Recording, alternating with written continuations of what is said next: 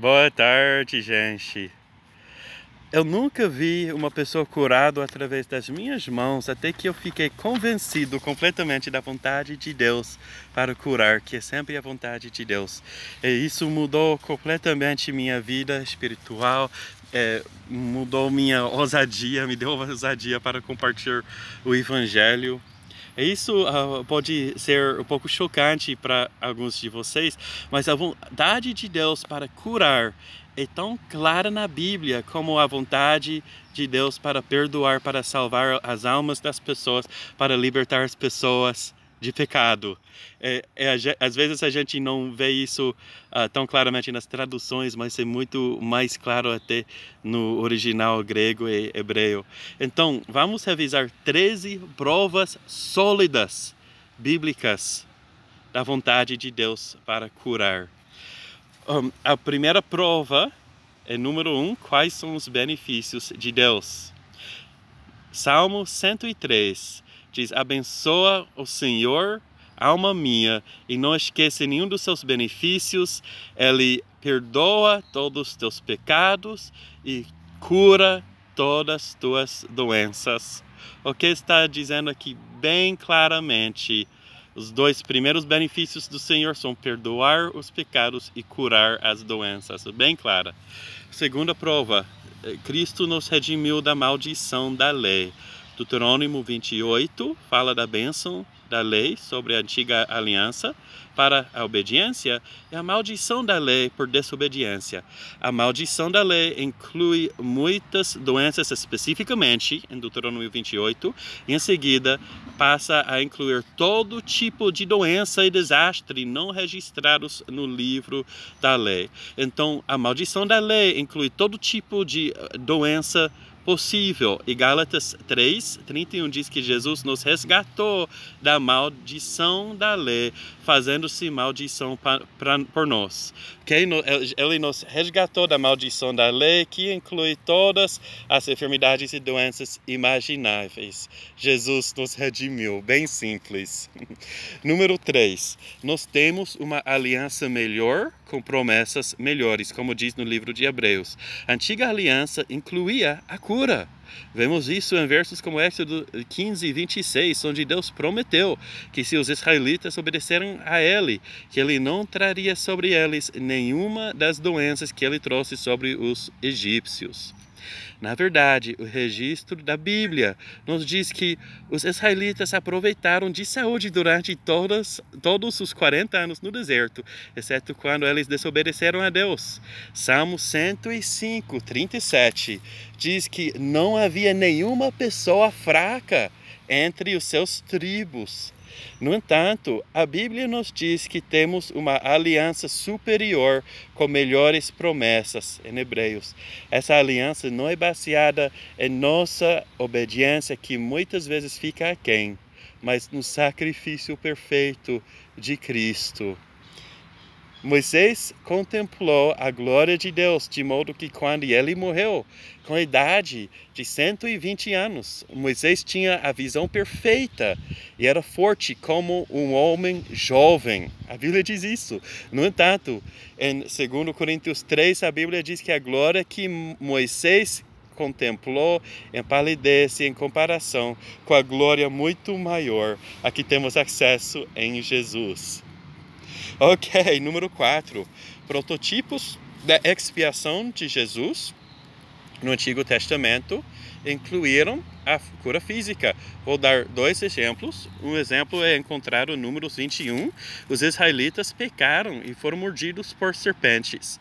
E Deus mandou Moisés fazer um serpente e colocá-lo em um poste.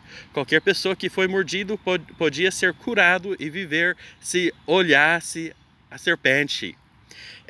No Novo Testamento entendemos em João capítulo 3:14 que essa serpente era símbolo de Jesus. Jesus disse que o Filho do Homem será levantado na cruz, assim como Moisés levantou a serpente, para que todo aquele que crê tenha a vida eterna nele. Então essa serpente era um símbolo de Jesus na cruz. E quando olharam pelo serpente, foram fisicamente curados.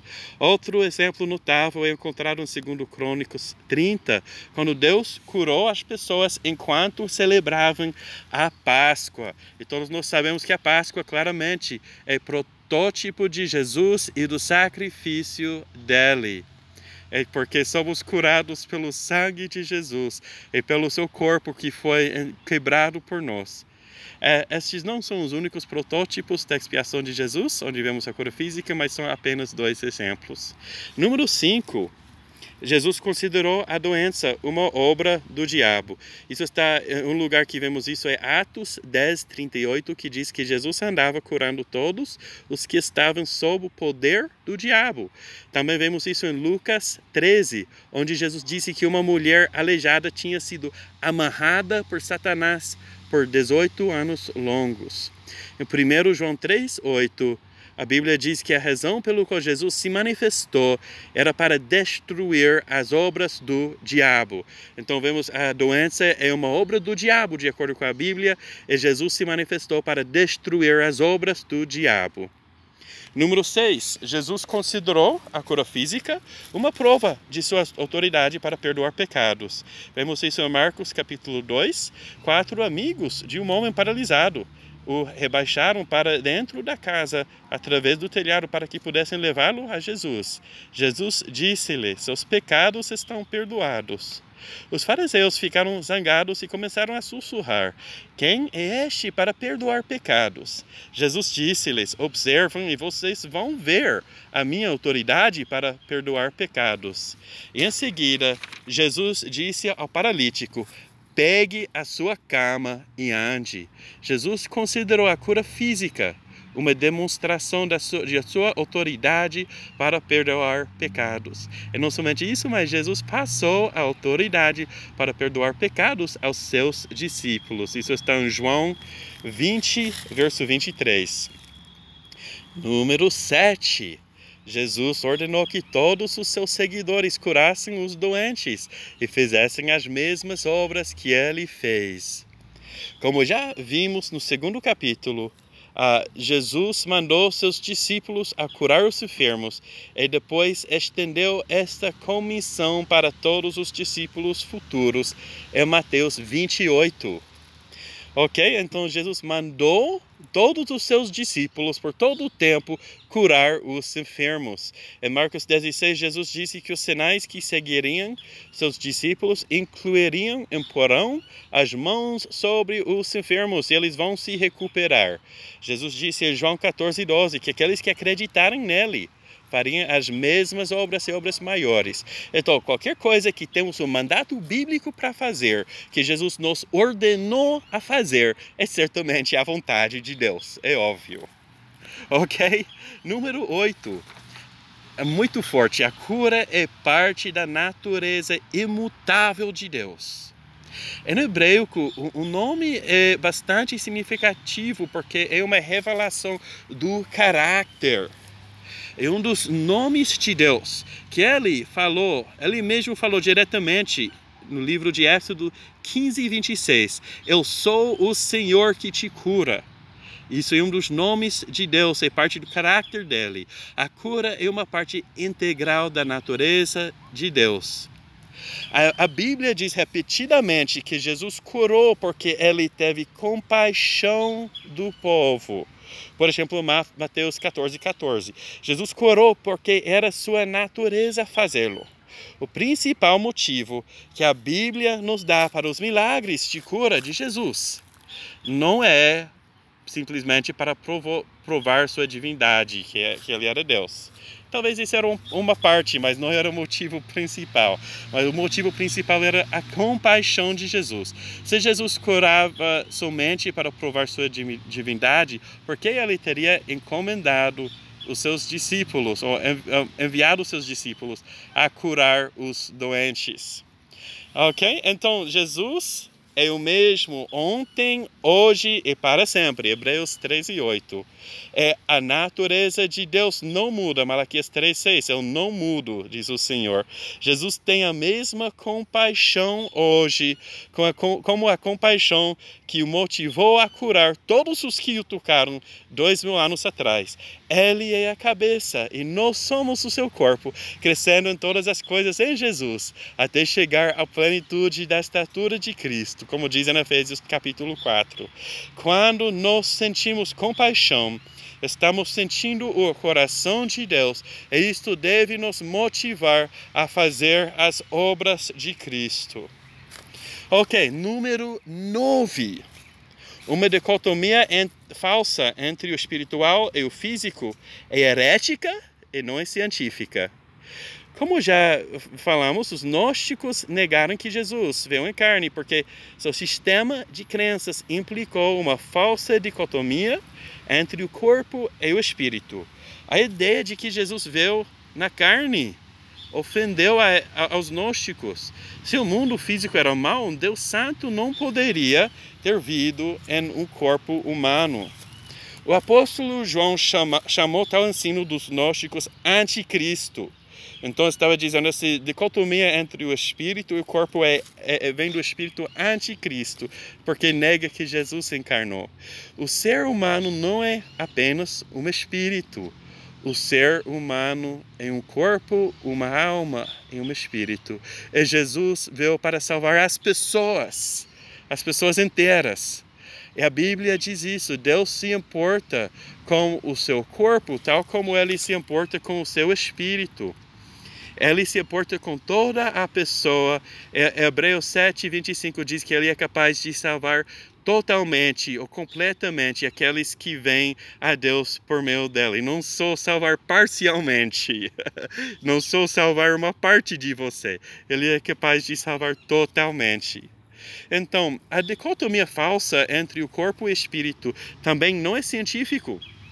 O corpo, a alma e o espírito afetam uns aos outros intimamente. E a ciência confirma isso. Por exemplo, alguns cientistas, como a doutora Caroline Leaf, dizem que a maioria das doenças são causadas principalmente por padrões de pensamento não saudáveis, estresse ou falta de perdão que afeta fisicamente nossos corpos através de nossos sistemas nervosos e endócrinos. Ok? Essas coisas afetam o sistema imunológico, a química do corpo, tudo. Então, negar a doutrina bíblica de redenção para o corpo enfraquece as doutrinas bíblicas de redenção para a alma e perdão dos pecados. Isso acaba levando a um evangelho teórico que carece de poder. E a Bíblia diz em 2 Timóteo 3:5, para se afastar daquelas pessoas que têm uma forma de piedade, mas negam o seu poder. Ok, número 10. Jesus carregou sobre si mesmo as nossas dores e enfermidades, assim como Ele levou os nossos pecados. Uma tradução literal de Isaías 53 diz que Jesus carregou as nossas dores e nossas doenças.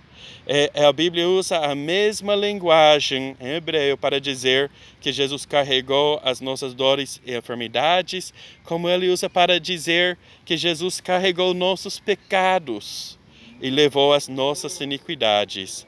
A Bíblia, em Isaías 53, literalmente diz que Deus feriu a Jesus e o fez doente para a nossa redenção e a cura para nós nas feridas de Jesus. Então, algumas pessoas imaginaram que este é uma linguagem metafórica. Mas se a gente olhar para onde essas palavras hebraicas são usadas em outros lugares da Bíblia, a palavra hebraica dor, usada em Isaías 53, se usa muitas vezes antes disso no Velho Testamento, é makab em hebreu, e quase sempre refere ao dor físico. E o livro de Jó também usa a outra palavra cori, que é a tradução literal, e doenças, para falar de doença física. Embora às vezes essa palavra é usada mais figurativamente. Mas qualquer pessoa pode ver isso com software de estudo da Bíblia, para ver quais são as palavras no original, atrás da tradução. Então, mas o que torna a natureza física dessas enfermidades e dores que Jesus levou indiscutível é Mateus, capítulo 8, 16 a 17. Jesus estava curando multidões de pessoas. Em Mateus 8, 16 diz que ele curou a todos. Então, verso 17 diz que isto foi para cumprir as palavras de Isaías, que Jesus carregou as nossas doenças e enfermidades. Mateus está citando diretamente a Isaías 53. Então, não podemos escapar desse fato, porque mesmo traduções da Bíblia que traduzem a Isaías 53 figurativamente, traduzem a citação de Isaías 53 em Mateus 8 literalmente. Por quê? Porque o contexto de cura física é inegável em Mateus 8. Qualquer tentativa de contornar este ponto é fraco, é irracional. Então, em 1 Pedro 2, 24, cita diretamente a Isaías 53. Até traduções que tratam Isaías 53 não dão uma tradução literal do que diz, mas imaginem que está falando de uma forma figurativa. Até essas traduções traduzem a citação de Isaías 53 em 1 Pedro também literalmente.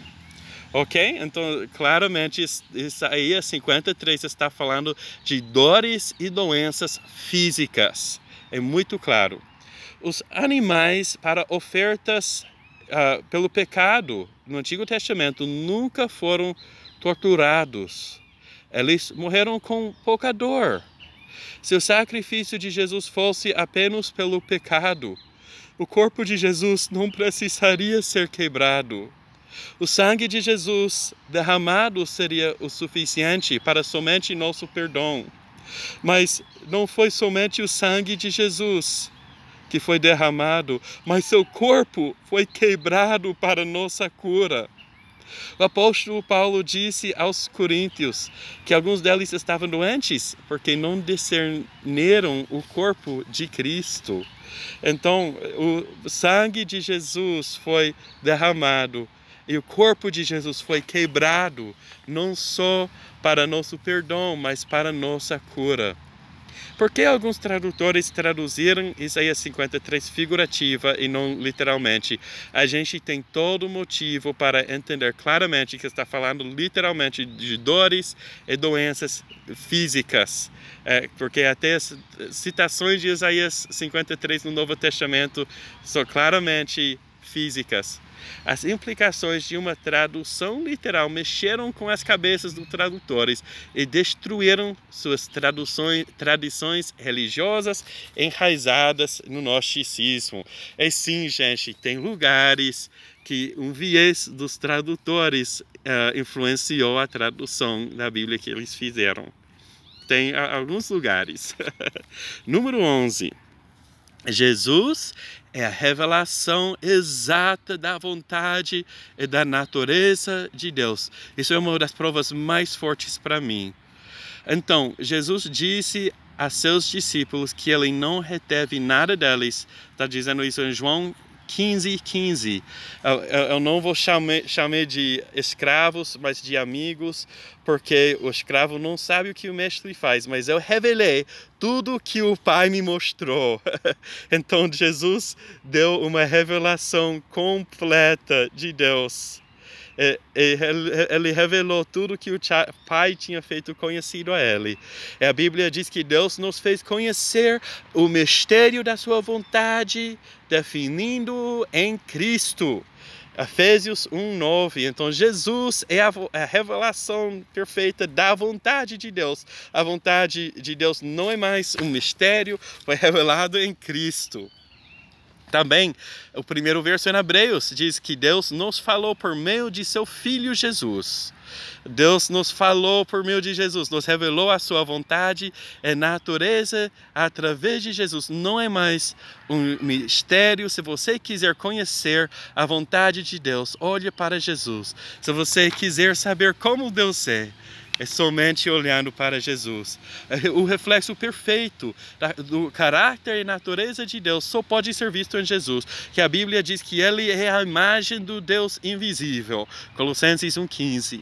Ver a Jesus é ver a Deus, é conhecer a sua vontade. E a Bíblia diz que Jesus curou cada pessoa que viu a Ele ou tocou a Ele.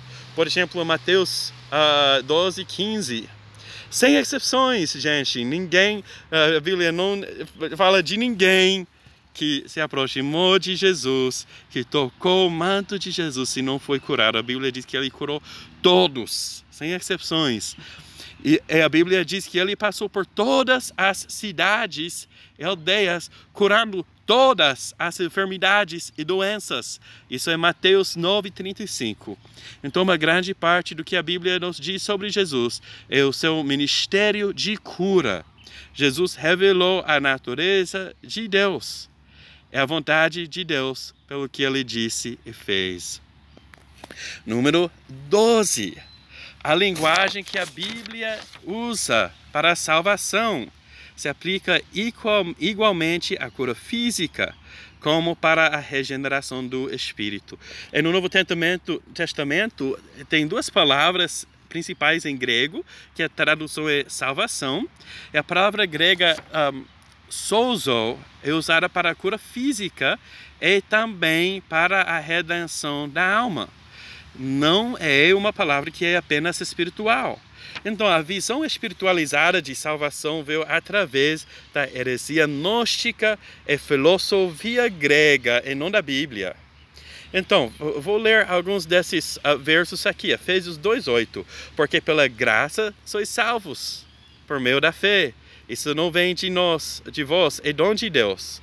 João 3:17. Porque Deus enviou o seu Filho ao mundo, não para que condenasse o mundo, mas para que o mundo fosse salvo por ele.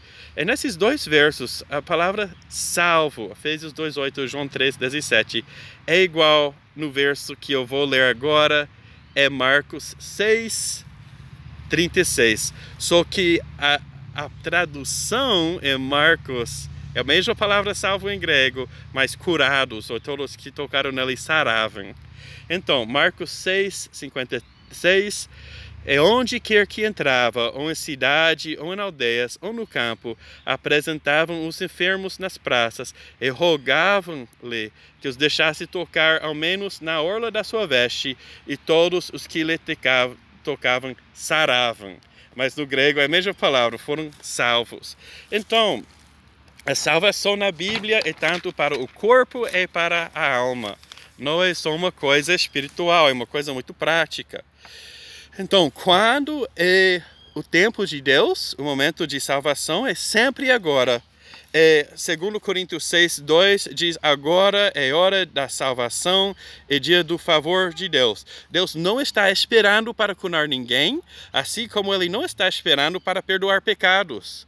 Se alguém ainda duvida, Tessalonicenses fala claramente sobre a salvação aplicada ao corpo, no presente e antes da vinda de Cristo, de acordo com as outras escrituras.